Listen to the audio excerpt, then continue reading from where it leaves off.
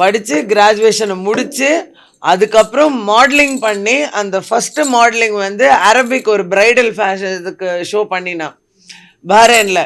அந்த அரபிக் இதில் கெட்டப்பில் வந்துட்டு அப்போ அந்த 16ல் பார்த்த குழந்தையே வேற, அந்த மாடலாக பார்த்த ஒரு யங் உமனே was like drop dead gorgeous. நால நம்ம பாப்பாவா இது இப்படி வளர்ந்துருச்சு அப்படின்னு.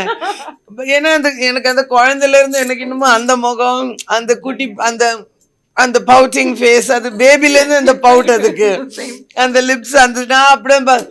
பட் அந்த கிளாமரா வளர்ந்த ஒரு பொண்ணு, அந்த யங் உமன் இருக்கு பாரு, அந்த கான்ஃபிடென்ஸோட அவளை அந்த பார்க்க நான் அவளை பார்த்தது ஸ்கூல் யூனிஃபார்மில்.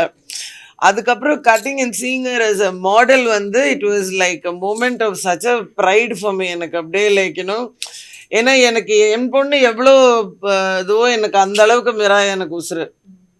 அவளோட வளர்ச்சியாக இருக்கட்டும், அப்படி எல்லாமே எனக்கு I love her so much.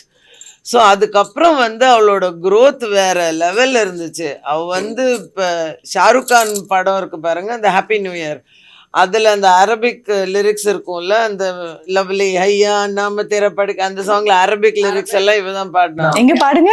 ஹபீபி Aashiqui Hayathi நசீபி ஹபீபி Aashiqui.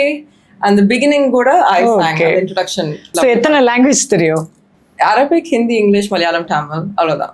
5 languages. But பாட சொன்னா எந்த பாஷையில வேணாலும் பாடுவா. உங்களுக்கு எத்தனை லாங்குவேஜ் தெரியும்? எனக்கு தமிழ், தெலுங்கு, கன்னடா, மலையாளம், ஹிந்தி, தக்னி, இந்த உருது, இது அவ்வளவுதான். மிச்சதெல்லாம் கொஞ்சம் கொஞ்சம் புரியும். பஞ்சாபி, குஜராத்தி எல்லாம் புரியும் லிட்டில், அவ்வளவுதான். பஞ்சாபி நான் பாடி வறுமையில இருக்கிறது நான் தான்.